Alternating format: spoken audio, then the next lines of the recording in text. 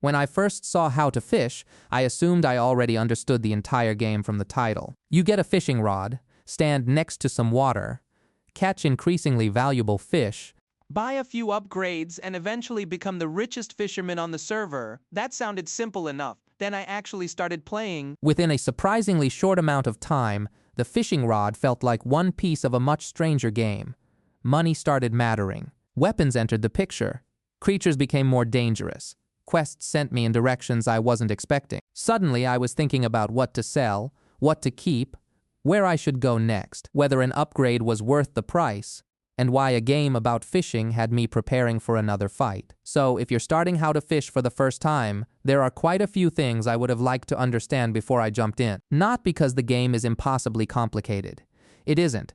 The problem is almost the opposite. How to Fish looks so simple that it's very easy to play the opening hours without realizing what kind of game you're actually playing. The title encourages you to think about fishing first.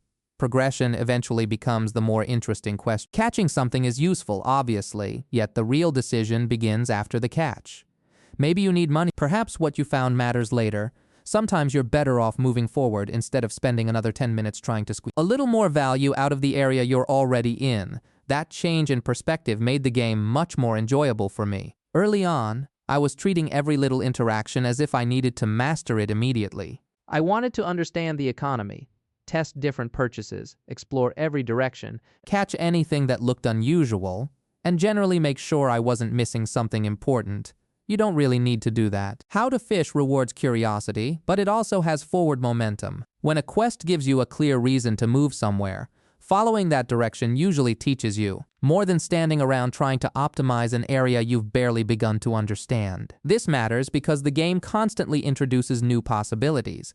Your first impression of money, for example, can be misleading. At the beginning, almost any amount of cash feels important because you have so little that makes every purchase look enormous. Spending on something that only gives you a minor advantage can feel terrible 10 minutes later when you suddenly discover an upgrade you actually want.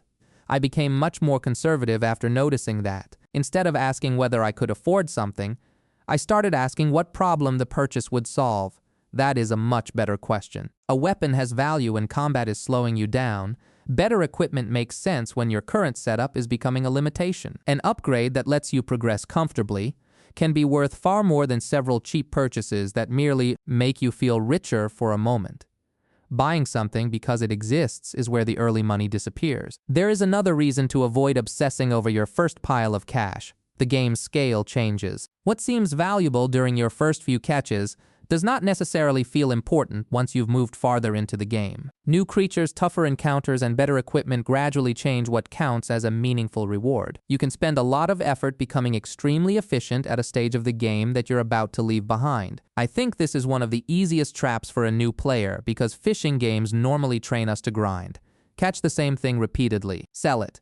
Upgrade. Repeat until the number gets bigger. How to Fish has some of that loop, but treating it like a pure money grinder misses half of what makes the game interesting. Progress can be worth more than perfect efficiency. Once I accepted that, I stopped worrying about whether every minute was producing maximum profit and started paying more attention to what the game was showing me. NPCs become much more important when you play this way. A character standing somewhere can look like background decoration in a game with such an unserious tone. Then you interact with them and discover that whatever ridiculous problem they're dealing with is connected to something you actually need. This is one area where I would slow down. Not everywhere. Specifically around characters, quest locations, and anything that feels deliberately placed. The world contains plenty of chaos, so it can be easy to assume that something weird is just there for a joke. Sometimes the joke is also the clue. That distinction matters. You don't need to inspect every rock on the map, but completely ignoring the game's characters can leave you wandering around while the solution was sitting a few meters away waiting for you to talk to it. The same principle applies to strange objects. My first instinct in games with inventories and money is simple. If I don't recognize it and I can sell it, it's probably cash. How to Fish made me less confident about that philosophy. Ordinary catches are one thing. Something unusual, especially after a quest or a bigger encounter, deserves a second thought. If an item feels specific enough that you remember where it came from, I wouldn't immediately turn it into money just because the game allows you to check what you're doing first. That tiny amount of patience can save a much larger amount of confusion later. You will eventually recognize what is disposable and what deserves attention. But your first hour isn't the best time to pretend you already know the difference. The game has another funny way of punishing assumptions. You may begin with the idea that becoming better at fishing means becoming better with the fishing rod. Technically, sure, using the rod matters, yet a lot of success comes from everything surrounding the catch. What happens once the creature is near you? Can you deal with it safely? How quickly can you turn that encounter into money? Are you prepared for something stronger? Does your equipment match the part of the game you've reached? Those questions gradually matter more. I would describe the rod as the beginning of an encounter rather than the entire encounter. That's a useful mental model because How to Fish isn't particularly interested in behaving like a peaceful simulation. Something comes out of the water and the situation can become ridiculous almost immediately. That absurdity is part of the appeal, though underneath it there is a real progression system. Stronger tools make difficult situations easier. Better decisions save time, and understanding when to fight versus when to reposition becomes surprisingly useful. Combat was probably the biggest thing I underestimated. I saw the weapons before playing and assumed they were mostly there for comedy. They are definitely funny. They are also useful. Once creatures become capable of making your life difficult, the difference between improvising with whatever you happen to have and entering the situation prepared becomes obvious. This doesn't mean you need to transform every encounter into a military operation. Preparation in How to Fish can be very simple. Have something effective.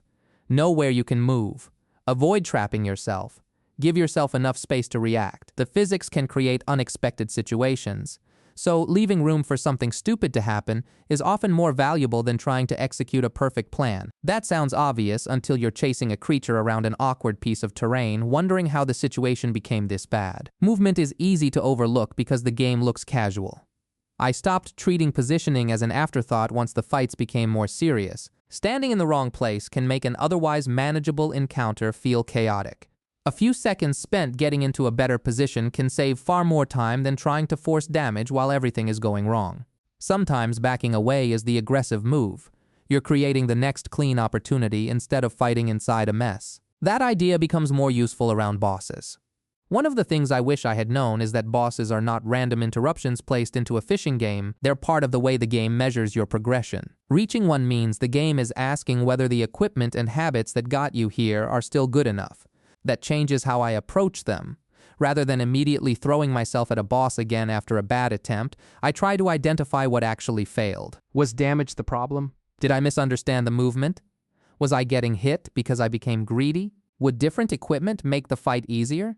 Maybe I simply needed to stop attacking for a second and watch. That last one is especially valuable. A chaotic enemy looks much less chaotic once you've seen the same behavior several times. The first attempt can feel like random violence because you don't know what's coming. By the next few tries, patterns start separating from noise. How to Fish is silly enough that you can forget to study what is happening. Even a small amount of observation turns a frustrating boss into something much more manageable. There is also no prize for proving that you can make everything unnecessarily difficult. If your current weapon feels terrible against something, improve the situation. The game gives you an economy for a reason. I used to have this strange habit in games where I would save money for some imaginary future emergency while repeatedly struggling with the exact problem that the money could solve. Eventually, I realized how backwards that was. Saving is smart when you have no useful purchase in front of you. Refusing to spend while your progression is being blocked is different. Use your resources when they remove friction. That philosophy applies beyond weapons. Boat progression, equipment.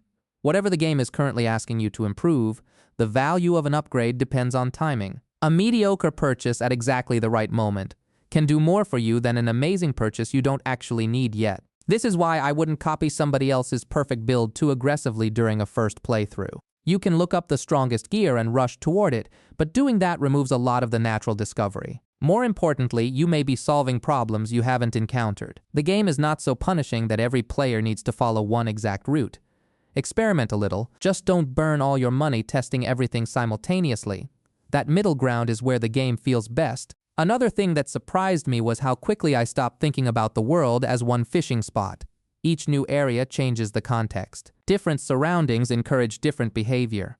New threats alter what you're carrying. Your priorities move from basic survival and money toward better equipment, stranger catches, and larger objectives. The result is that the opening island isn't really a place where I would try to finish everything. It's more like the game teaching you its language. Here's how catching works. Here's how selling works. Here is what a quest looks like. Here is what happens when something wants to kill you. Here is why you might want better gear. Once you've learned those basics, the game is ready to push you onward. I wish I had understood that sooner because I have a completionist brain. When I see an area, some part of me wants to clear it before leaving. That instinct isn't always helpful here. Rare creatures exist. Collection goals exist. There are reasons to return to things.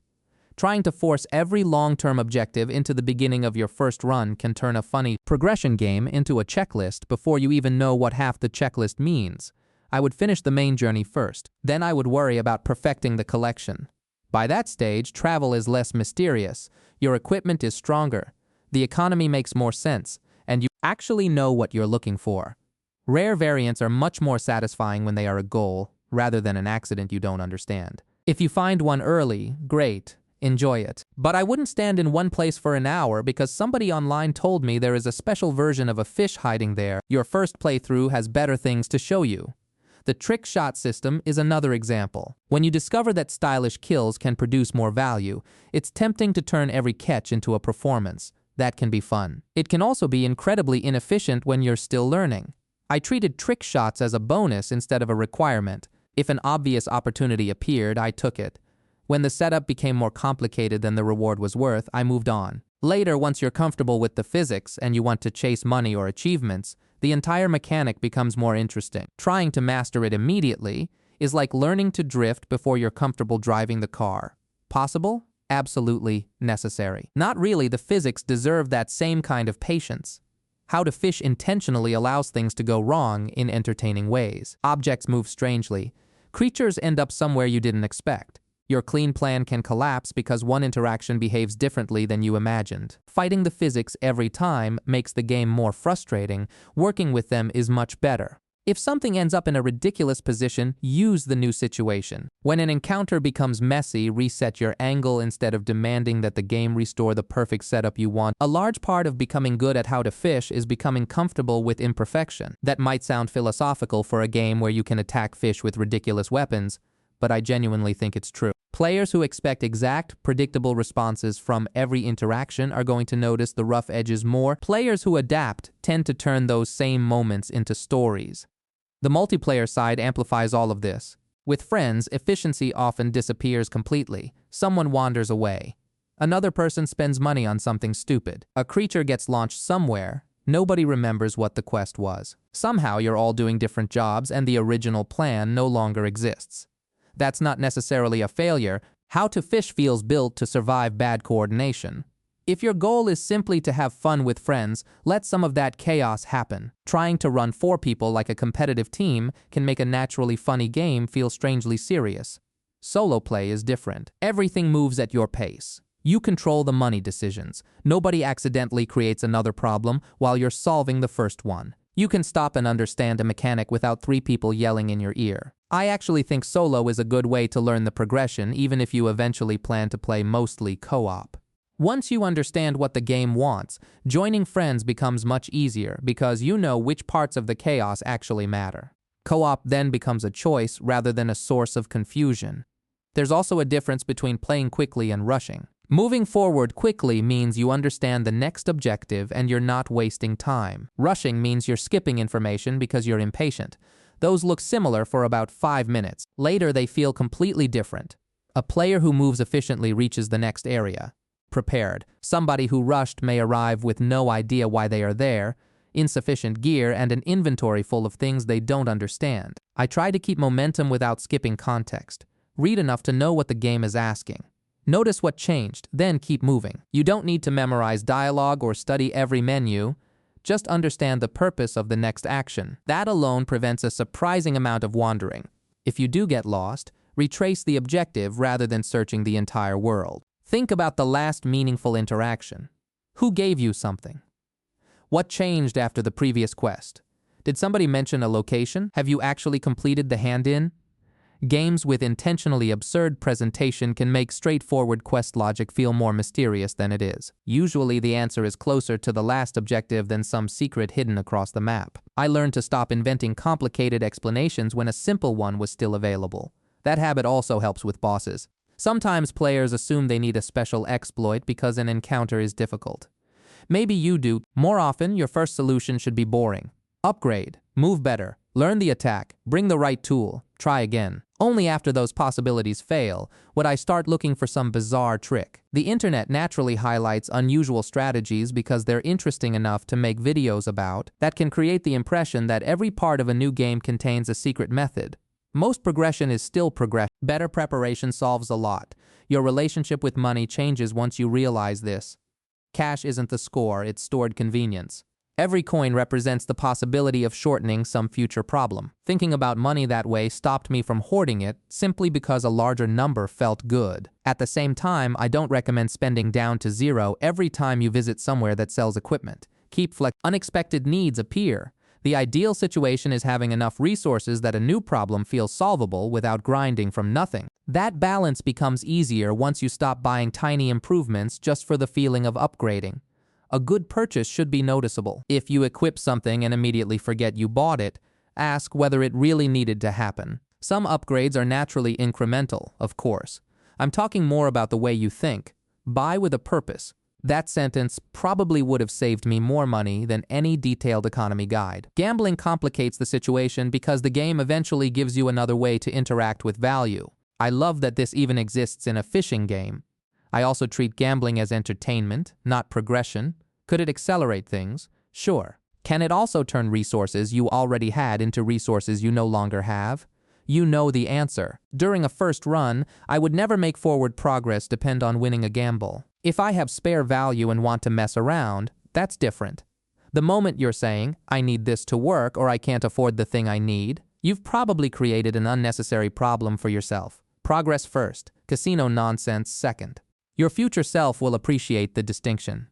Collectibles deserve similar discipline. The existence of a collection system makes some players feel as though every missing entry is an emergency. It isn't. A blank space can remain blank while you finish the game. In fact, I think collecting becomes substantially more enjoyable after you've seen the full range of environments. Then the missing entries have context. You remember where certain creatures appeared, you have access to more places. Your gear isn't constantly being replaced. The hunt becomes intentional. During the story, I prefer to notice unusual things without forcing them. If something rare appears, wonderful. If it doesn't, the story continues. There will be time for completion later. This approach also protects the pacing. How to fish works because something new keeps entering the loop. A weapon, a creature, an island, a quest, a boss, a weird interaction you didn't expect. If you stop progression too often, you interrupt the part of the game that is constantly giving you new material. That's especially relevant if you're playing for the first time without spoilers. Discovery has value. Knowing the statistically perfect strategy for every system might make you faster, but it can also flatten the experience. I would look something up only when confusion becomes boring. There's a huge difference between being curious and being stuck. Curiosity keeps me playing. Being stuck in the same place for 20 minutes because I missed one detail makes me open a guide. Protect the first feeling, fix the second.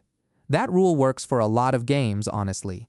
It works especially well here because so much of How to Fish's personality comes from surprise. The title doesn't prepare you for the complete progression. The peaceful-looking water doesn't prepare you for every creature. A simple quest can end somewhere ridiculous. Weapons that would feel completely normal in a shooter become hilarious because you're using them in a fishing game. If somebody had explained absolutely everything to me before I started, I probably would have been more efficient. I also would have laughed less. So the goal isn't to remove every mistake. Make the useful mistakes. Buy one bad thing and learn why it's bad. Get destroyed by a creature once because you underestimated it. Try a stupid idea because it looks funny. Waste a little money, fall off something, miss a shot that should have been easy. Those moments are part of learning the game. What you want to avoid are the boring mistakes, grinding unnecessarily, selling something important because you didn't pause for 2 seconds, ignoring the quest and then searching randomly, attempting the same fight with the same bad strategy 10 times. Spending all your money and immediately discovering you needed it. Those don't create interesting stories. they just consume time. There is also something worth saying about difficulty. How to Fish can look so unserious that losing feels almost insulting. You see a goofy creature. Your character is holding something ridiculous. The physics are making everything look like a comedy. Then you die. It's easy to think the game cheated you. Sometimes the real answer is that you stopped respecting the encounter because it looked funny. Comedy and difficulty aren't mutually exclusive. The presentation can be absurd while the underlying problem still expects a real response. Once I started giving dangerous creatures a little more space, the fights became much more consistent. Confidence is useful. Carelessness gets expensive. I also became less obsessed with dealing damage every possible second. New players often turn combat into a race. Attack continuously and hope the enemy dies before you do. That's fine when something is weak. Against anything more serious, there are moments when survival creates more damage than attacking. Moving away for 3 seconds can give you another 30 seconds of control.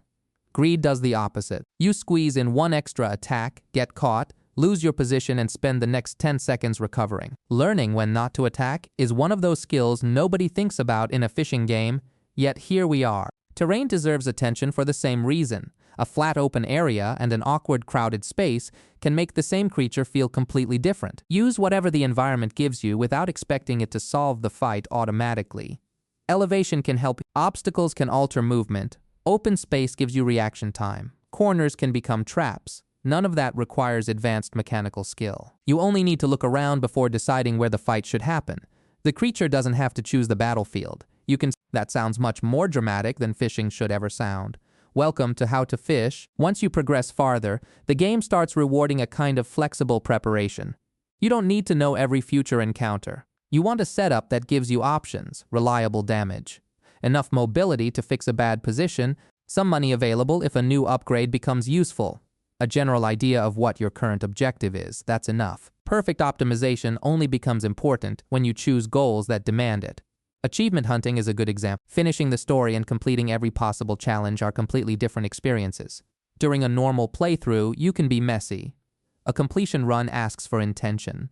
Specific combat actions matter. Collections matter. Unusual challenges matter.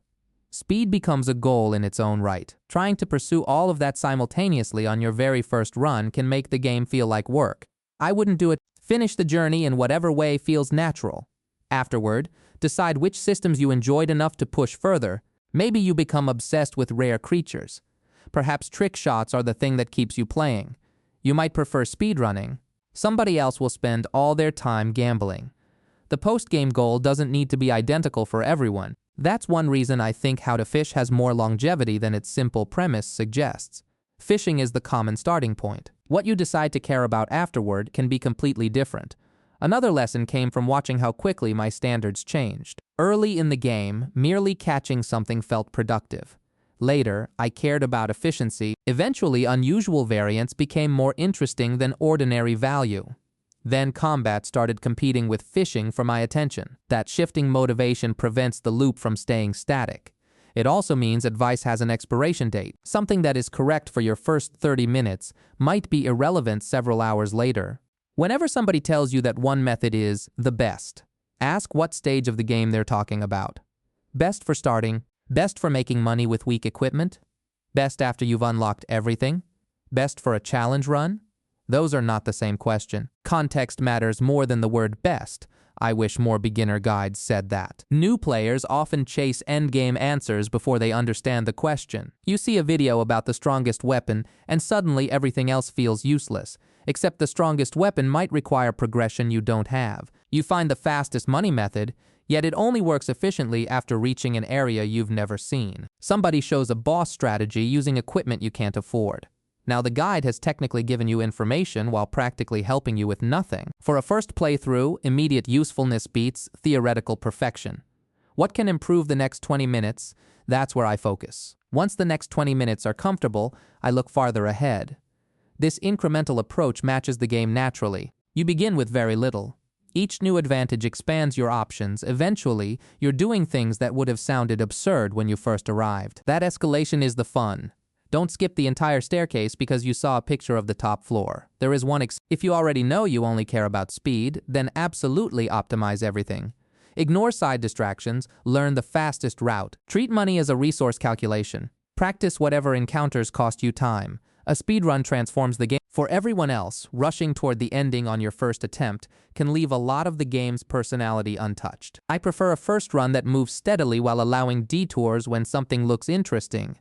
Not every detour interesting ones. That's the difference. Your curiosity should be selective enough that the main objective still exists. A useful habit is to keep one simple question in your head. What am I currently trying to accomplish? If you can answer that in a sentence, wander as much as you want. The trouble begins when 20 minutes pass and you've forgotten why you came to the area. At that point, recenter. Find the objective, finish something, then explore again. This keeps the game from dissolving into random activity. Random activity can be fun, especially with friends, but progression feels better when it occasionally produces a result. The boat became a symbol of that for me. Movement between areas isn't merely transportation. Each step forward tells you that the previous set of problems is behind you, and a new set is about to begin. That feeling is satisfying enough that I wouldn't delay it for minor grinding. Reach the next place, see what changes, let the game surprise you again. You can always obsess over old areas later. The same logic applies when you unlock stronger equipment. Use it. I've played too many games where I save the exciting thing, because I don't want to waste it. Then the credits roll and my inventory is full of items I protected from the experience. How to Fish is not the place for that mindset. If you buy something fun, make it part of the game. Experiment. Find out what it's good at. Learn where it struggles. The purpose of progression is to change how you play. A new weapon sitting unused in your inventory hasn't improved anything. Equipment should create stories, not museum exhibits.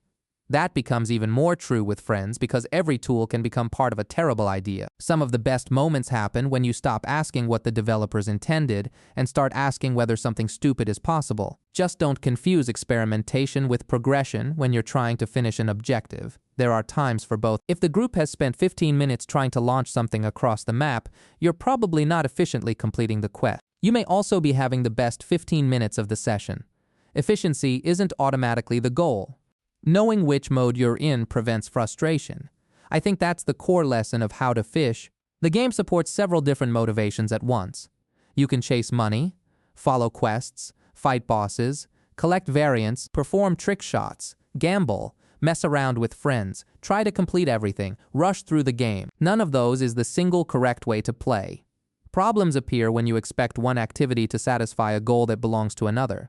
Grinding money when you actually want to discover new areas becomes boring. Rushing progression while wishing you had explored more creates regret. Spending everything on gambling while trying to afford upgrades is self-inflicted pain. Hunting rare variants during the opening hour can destroy the pace, match the activity to what you're trying to get out of the session. Then the whole game makes more sense. This is also why I wouldn't recommend following a complete walkthrough unless you genuinely need it. A walkthrough is excellent at removing uncertainty. Uncertainty is responsible for some of How to Fish's funniest moments. Use guidance surgically. If a quest makes no sense, solve that quest. When a boss feels impossible, learn that boss. If an item is worrying you, check that item. You don't have to reveal the next 3 hours because one detail confused you. Preserving surprise while removing frustration is the sweet spot. New games are especially fun before the entire community has turned them into spreadsheets. Right now, people are still discovering strategies, arguing about equipment, and figuring out what actually matters. You get to participate in that period. I wouldn't rush to replace your own judgment with a consensus that is still forming. Try things. You may find a route that fits you better anyway. Games with physics systems rarely have one solution to every situation. Sometimes the technically inefficient method becomes the most reliable method for you because it matches how you play. Reliability has value. A strategy that succeeds 9 times out of 10 can be better than a theoretically faster one you fail half the time. Keep that in mind when copying boss tactics or money methods. Execution matters more than a perfect spreadsheet. The first playthrough is where you discover what you execute comfortably. For me, that meant favoring control over maximum aggression. Once I stopped trying to force every encounter to end instantly, I made fewer mistakes. Fewer mistakes meant less lost time. Less lost time ironically made the slower-looking strategy faster. That contradiction shows up all over the game. Spending money can save money. Moving away can help you deal damage. Ignoring a rare collectible can make collecting easier later. Taking a minute to understand an objective can prevent 10 minutes of wandering. Slowing down at the right moment often speeds up the entire run. The trick is knowing which moments deserve attention. Big encounters deserve it. Unusual items deserve it. New systems deserve at least enough attention that you understand their purpose. Every ordinary catch does not require a strategic meeting. Keep the important things important. Let the rest stay simple. Fishing itself is much more enjoyable when you're not mentally turning every cast into an optimization problem. Sometimes I just catch whatever is there. That's allowed. A game can contain progression without requiring you to think about progression constantly. The relaxed parts make the chaotic parts feel more dramatic. If everything becomes a mission, nothing feels surprising. Enjoy the quiet moments while they last. Something ridiculous will happen soon enough. And when it does, resist the urge to assume you've broken the game. Physics-driven games produce situations that look far more catastrophic than they are. Try interacting with the problem. Move around it. Change your angle. Pick something up again. Restart the immediate action before restarting your entire session. Many apparently disastrous situations are recoverable. I wasted time early because I treated inconvenience like failure. They're not the same. Failure means the run is over. Inconvenience means the next 30 seconds will be weird. How to Fish is very comfortable with weird. You should be too. That mindset becomes valuable when playing online. Other players introduce unpredictability that no guide can prepare you for. Someone may solve a problem in a way you never considered. They may also create one you didn't know was possible. If you're joining random people, don't assume everyone shares your objective. Some players want progression, others want chaos. A few probably joined specifically because they saw somebody doing something ridiculous on a video and want to recreate it. Decide whether that environment matches what you want. If you're trying to learn the game carefully, solo can be calmer. When entertainment is the priority, extra people almost always generate something to react to. Neither is better in every situation. Your goal determines the better format. I also wouldn't worry too much about playing correctly. The game is forgiving enough in spirit that experimenting feels appropriate. You don't need a flawless first save. You aren't ruining your character because you bought something suboptimal. A few wasted resources won't permanently destroy the experience. This is worth remembering because new releases create a strange pressure to play perfectly. YouTube fills with guides, Steam fills with discussions, somebody already has every achievement. Another player finishes the game absurdly quickly. Suddenly your casual first night feels like you're falling behind. There is nothing to fall behind. How to Fish isn't a race unless you decide to make it one. Learn at your own pace. Then if competition sounds fun later, you actually have enough understanding to compete. That said, there are advantages to learning quickly. Understanding the progression loop early prevents the game from feeling directionless. This would be my simplified version. Catch things to create value. Turn that value into tools that solve current problems. Pay attention to quests because they lead you forward. Treat stronger enemies as signals that your equipment or approach may need to improve. Move into new areas before overgrinding old ones. Save serious collection work until you understand the full map. Everything else sits around that foundation. The details change. The logic stays stable. Once I saw the game through that lens, the apparent randomness started forming a structure. Even the ridiculous parts have a role. Trick shots reward skill and experimentation. Rare variants support collecting. Gambling gives excess value another outlet. Weapons turn catches into combat encounters. Bosses test progression. Quests push New islands refresh the environment and available problems. The game isn't simply throwing unrelated jokes at you. There is a loop beneath the comedy. Understanding that loop doesn't make the game less funny. It makes the jokes easier to enjoy because you're no longer wondering what you're supposed to be doing. One last thing I wish I understood earlier involves expectations. Don't come into How to Fish looking for a serious fishing simulator. That's obvious from almost any gameplay you've seen. The more subtle mistake is expecting it to be nothing except a joke game. There is enough progression underneath the premise that treating everything as disposable chaos can make you miss what keeps the game engaging after the first laugh. The comedy gets your attention. Progression gives you a reason to continue. Collection gives you something to chase. Combat creates tension. Friends multiply the unpredictability. Those elements work together. Remove all the structure and the joke would probably become old quickly. Remove all the nonsense, and you'd lose the personality that makes people notice the game. How to Fish lives in the middle. That's also where I think you should play it. Take the objective seriously enough to keep moving. Never take the situation so seriously that you stop trying ridiculous ideas. Spend intelligently, but occasionally waste money because something looks fun. Learn the combat, then attempt a stupid trick shot. Complete the quest, but investigate the weird thing you noticed on the way. Finish the game before turning it into a collection spreadsheet. Balance is more useful than optimization during the first run. If I deleted my save and started again right now, my approach would be completely different from the first time. I wouldn't spend the opening trying to become rich. The early economy would simply fund progress. Every NPC with an obvious purpose would get my attention before I started wandering randomly.